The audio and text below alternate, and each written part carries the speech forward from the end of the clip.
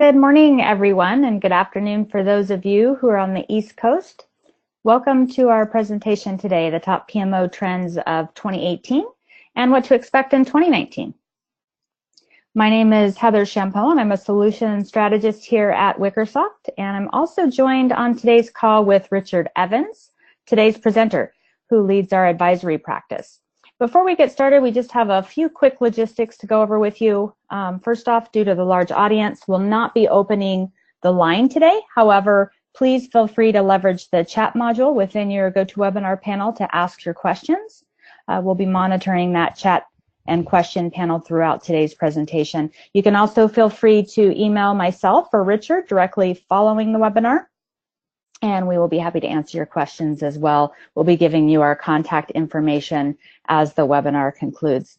So that being said, all lines will be muted throughout the presentation. If for some reason you get distracted or pulled away during the webinar, we will be distributing the recording of today's presentation to all registrants following the webinar. So with that, I will hand it off to you, Richard.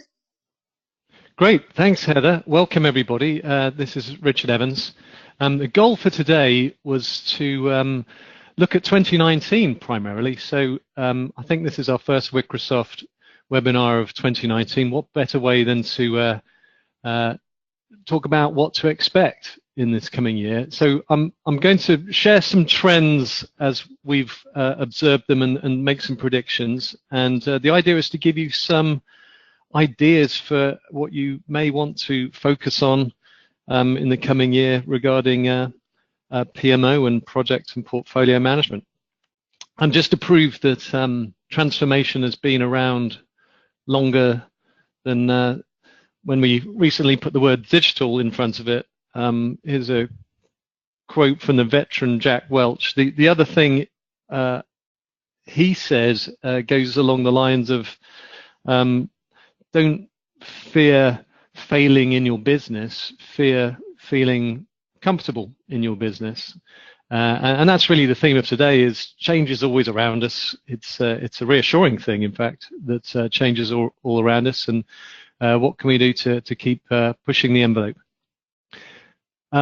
In summary, today, the trends we're going to look at, some of these are based on data and research from public research organizations in the public domain.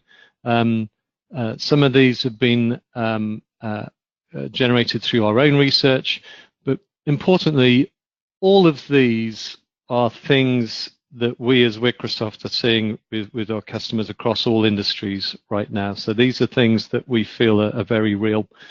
We are going to double click on transition from PMO to ePMO, talk about simplified project management. We're going to have Heather touch on the subjects of the evolution of PMO technology and tools, including this idea of work management. Talk about scaling Agile to the enterprise level. Talk about skills change. What are the skills that may be important to have in 2019? And touch on the future of program management as well, the management of big initiatives. So, of course, the big driving factor for everything is this stat that 86% of CEOs are saying digital is their number one priority. So, of course, that's the driving force behind a lot of change that we're seeing. The key thing, though, is that we all know that digital transformation has to be delivered through projects and programs and portfolios. And yet, interestingly, a lot of that activity is at times bypassing the PMO, bypassing traditional project management. So we'll talk about that and what we can do to address that and play a role and be helpful in what's going on in the enterprise. I mentioned the themes, the trends that we'll touch on in this. If I was to summarize them all, there's really two things happening. that are apparently contradictory. One is a degree of centralization, consolidation, while at the same time another trend of decentralization. And it actually makes sense that these two things are happening at once. So first trend that we're experiencing and our customers are experiencing is PMO consolidation to ePMO. Now, this, of course, makes sense when you think about how, with the digitization of business lines, that the distinction between IT and the business is blurring. So it makes sense that you no longer necessarily think about, well, there's IT projects and there's business projects. They're all projects, and I suppose digital transformation is driving some of this as well. And part of that, of course, is an efficiency play, in that if you consolidate, you have a great business case to do so around the sharing of resources, which can make you much more dynamic and probably cost efficient as well. The stat here from Gartner, by 2021, 50% of large organizations will have consolidated their business and IT PMOs, their disparate IT and business PMOs, into an ePMO. So Gartner's putting a prediction on this one as well. The way I've seen this and taken part in this is not so much as a big investment, creating a big government ePMO. In fact, often it's the opposite, that people are trying to do more with less, and the net result of doing this is actually not adding more people or more investment to the enterprise, but does, like I say, drive particularly at the resource level, great efficiencies. So one of the things, the benefits that can come out of this is, again, thinking back to, okay, who in the enterprise is actually doing digital transformation? There are a lot of people in lines of business who don't necessarily have the title project manager, but they're just very good at execution. And if you look at what they're doing, they're very valuable resources. And I call these people the accidental PM. And of course, a consolidation move like this, if you think about it in terms of a job family, creating a job family, can help identify those people and create connections and lines of communications to them, so that they can be part of the family of people who are doing great execution. Finally, one thing on this that I encourage is, if we are moving to an ePMO model and we're not necessarily adding more people into the mix, I think the most important shift is to make the ePMO closer to the executives in the organization that are setting strategy. So if nothing else, if they're not driving all kinds of other methods or behaviors, I would say that the key thing to doing this is having the ePMO play this really strong role in the setting and the cascading of strategy, because the ePMO should have a voice at that table and be saying whether the strategy is doable, whether it can be executed. And so that, I see, is probably the most important thing that can come out of this. Next trend is simplification. So for years, we've had different project management methods and technologies, and at times we've probably all been guilty of over-engineering things. But certainly now there is a move towards more simplified project management, and the trend is to think about how can we not keep power centrally, but rather how can we empower people at the execution level, and how can we give those people in micro teams the ability to get things done quickly, because the focus probably now is less about methodology and more about can we go quickly.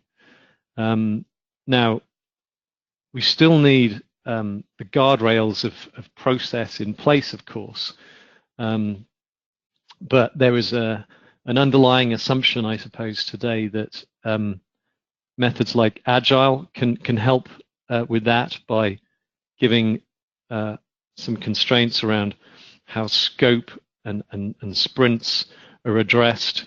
And similarly, if you're investing in the data you have on projects and portfolios and outcomes, then having that data, that visibility into what's actually going on and what's likely to happen with predictive analytics, having that data also creates something of a guardrail if we are trying to go quicker. And finally, so the upshot here is PMOs can no longer survive purely as an administrative function, but really need to be part of this sort of new mix of different approaches. So there's a stat here on this slide that says last year 55% of projects are being run using Agile method, and also the large majority of organizations are now hybrids, and what that means is they're doing a mix. They're doing a mix of some Agile projects and some that have other methods like waterfall, etc. And the point is that that's okay. That the modern way perhaps is not to have one centralized thing, but because there's so much uncertainty and speed in some of the things that are trying to be executed in the organization, that having different methods going is actually okay. One example of this is a term you might hear called strategy execution, strategic execution. The concept of strategy execution is that we take a lot of the things that we've learned in the past from project portfolio management, i.e. how to create objective strategies and scoring and turn them into projects and attach people to projects and track projects. We take a lot of that and then just apply it to everything in the enterprise that has a strategy and an execution component. So that could be, mergers and acquisitions initiatives, digital transformation initiatives, assets, releases of things. And the idea is that in the future world, this thing of strategy execution gives us not necessarily one monolithic process or one monolithic tool set to monitor those things, but rather is an aggregation of different bits of information from around the organization. The tools are accessible to executives to be able to play around with strategic ideas in a simple way, that we're more in the business of measuring business outcomes rather than measuring things like tasks and so on. So that's one of the trends that's part of this idea of strategy execution. And I'll actually ask Heather to talk about an extension of that, which is this idea of work management and where technology is heading. Perfect. Thanks, Richard. So along with the simplification of PPM comes the practice or concept of enterprise work management. The bottom line is everyone in an organization has work, and we all have our own set of tools most likely to manage it. This is an example on the screen here of enterprise work management. So whether you're a developer building products, a PM running strategic initiatives, or even a help desk team member executing on service desk requests, all of these roles and work types need PPM disciplines such as time management, cost management, resource management to execute the work successfully and within those same given constraints. So in terms of technology, if you're thinking of a technology stack, That might look like leveraging Microsoft Project, which is the standard tool used within PMOs and other project groups for traditional project management, as well as maybe Jira, which is commonly used for small teams, or ServiceNow to manage the IT service desk. Even Azure DevOps, new name for VSTS, that you might be familiar with for Microsoft DevShops.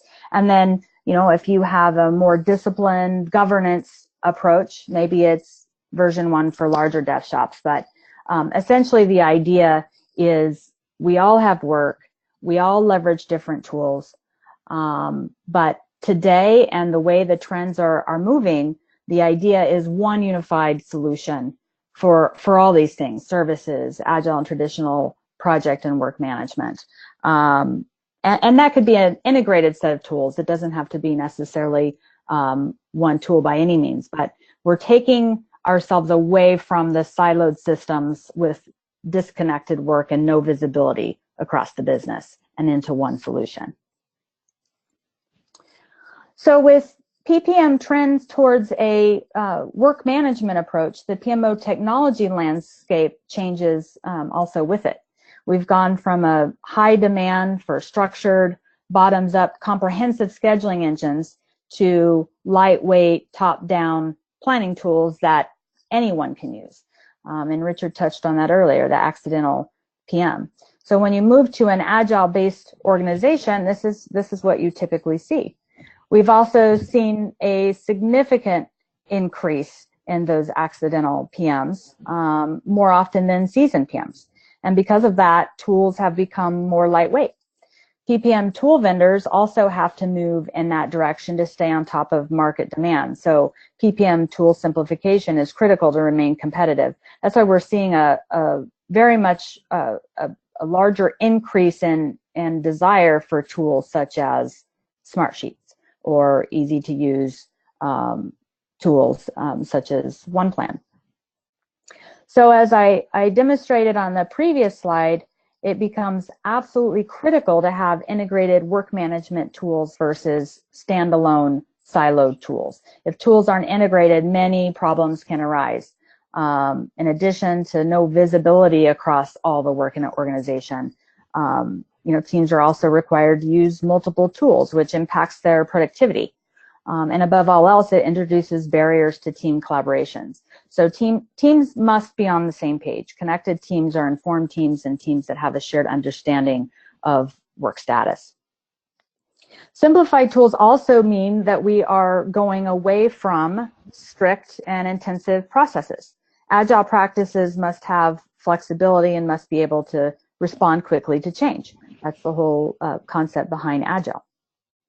Lastly, just as many organizations have strategic initiatives that focus on the customer experience, many organizations are also becoming more employee-focused, knowing that their greatest assets, their employees, are much more productive working in the way that works best for them. So no longer are we building enterprise systems with mandated fields and processes that must be implemented across the organization. There's still structure, but many times it's modifiable to meet the needs of each team. So the more restrictions we put on them, the more barriers we put up to prevent getting the actual work done in an optimal way. Great. Thanks, Heather. All right, next trend.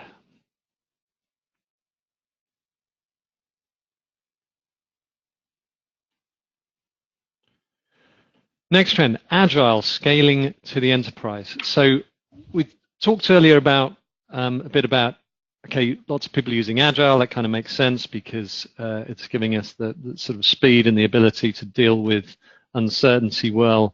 It's enabling us to empower people.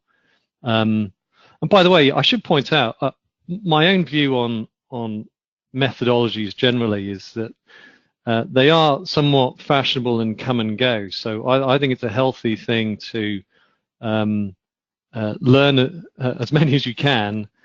And from my experience,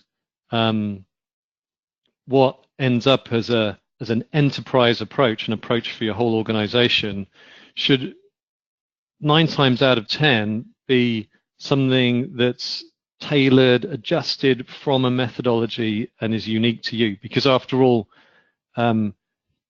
your organization has differentiators in terms of how you work with customers and what your products and services are. And so how you execute should be somewhat unique as well.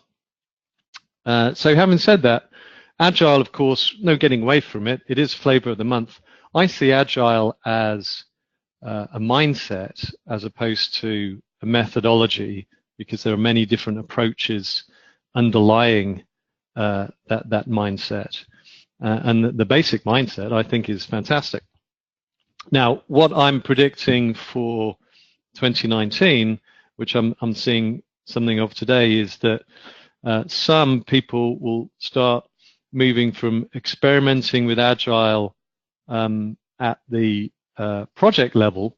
So maybe you've got, a dozen or 500 projects that are using Agile, but actually people saying, okay, but how can we take this up a notch and then make it a part of our executive decision-making and behavior as well? How can we also take some of these ideas and principles for how we're managing projects and apply them to other kinds of work, or run the business work, if you like? Now, one of the methods for doing this that I think is helpful is SAFE. That's the Scaled Agile Framework, which gives you some good tools and ideas for how to do this. But it does have big implications for the C-suite in the organization, including for the CFO. So, for example, if you're adopting SAFE as a way to do your prioritization and your strategic planning and your budgeting, there are some things that come with that. So you start off with SAFE, for example, you start off by determining a handful of strategic themes in your planning process. You then move on to looking at your value streams. Those are the really significant differentiating business processes and systems that you have that drive customer value. And then you would start coming up with solutions for those value streams for the future. You'd do your planning in a different way with categorizing your ideas. You would have this idea of planning horizons, where you would have one horizon focused near term, maybe the biggest investment going into that bucket. But then you would have horizons 2 and 3 and 4. They're looking longer term, where you're starting to experiment with things in a lighter way.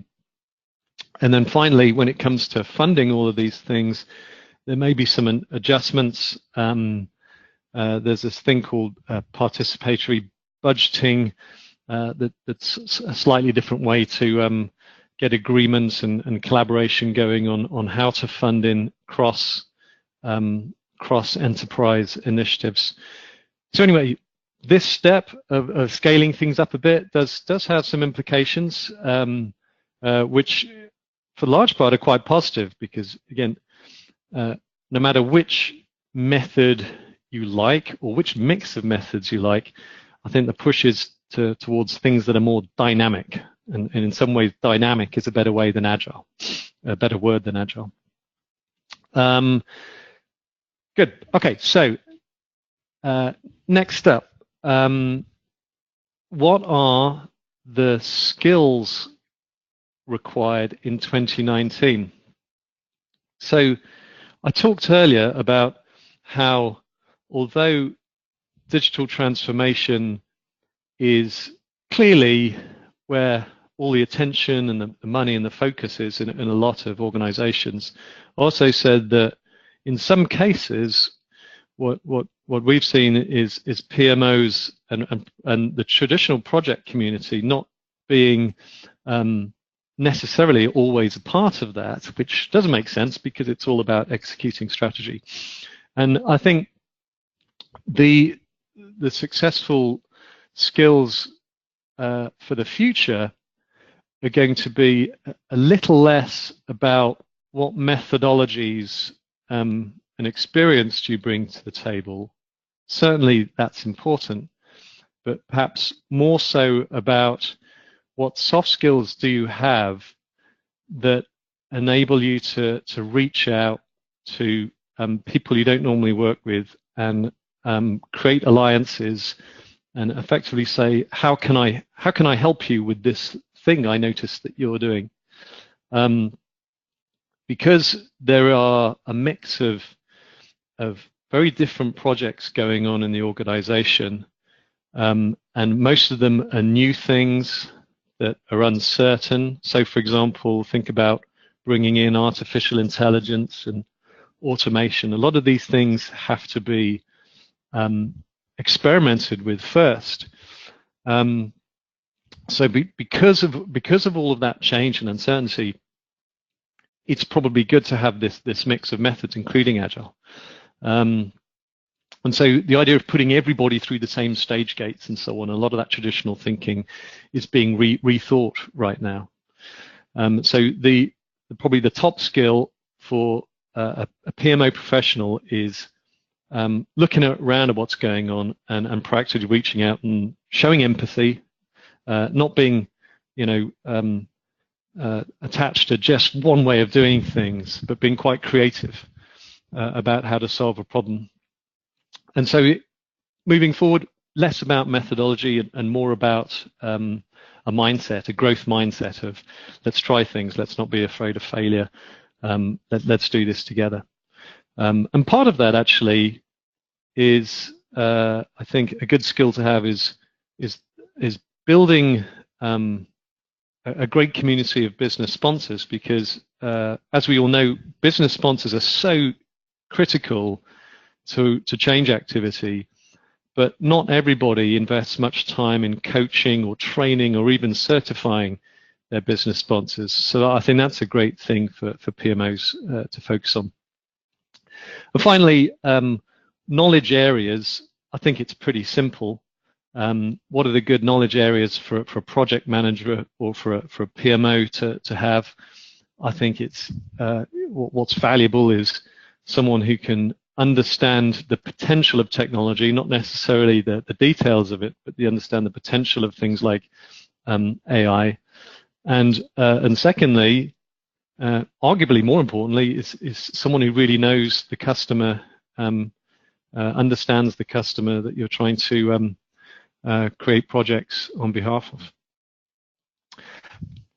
So just a way to illustrate what this looks like in a picture then. We're all familiar with this idea of people, process, and technology being the focus in PMOs, in PPM. So what we're talking about really around this skill shift is pushing more towards leadership and decision making. How can I help you be a better sponsor and leader and decision maker? Pushing more on the culture and behavior. You can have a great process for managing execution, but unless people are actually doing it when you're not watching, then it hasn't been ingrained in the behavior. So this is why those skill sets of influencing the culture become so significant, so you can actually change behavior. And finally, of course, data. So we talked earlier about trends in technology being that we don't necessarily need one big system for managing all of our project information and our strategy information. We can have it coming from all kinds of different places. So the challenge ahead is what can we do more with, what can we do with data? What can we do better with data? What other information can we get hold of that's already out there? What can we build predictive analytics around? What can we automate? So on. Okay, so finally, I just wanted to touch on this subject of program management, because we talked about portfolios and the enterprise, talked about projects, but the way I see it, the big initiatives, which are often labeled digital transformation initiatives, the big initiatives in the enterprise are effectively doing what used to be termed program management. And so the future of program management has to keep in line with all of these other trends that I mentioned. So it's got to be very purpose driven. It's got to be flexible and agile. We need to have dynamic governance. We need to be introducing and using just the right amount of process.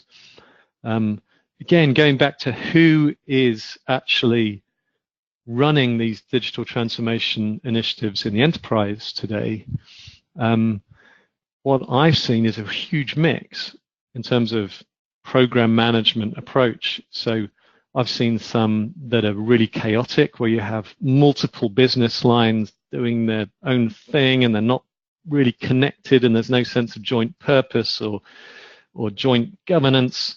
And I've seen some that have figured it out. So there's a real mix of sort of chaotic versus efficient out there right now, and that, you know, we need to push on this idea of program management.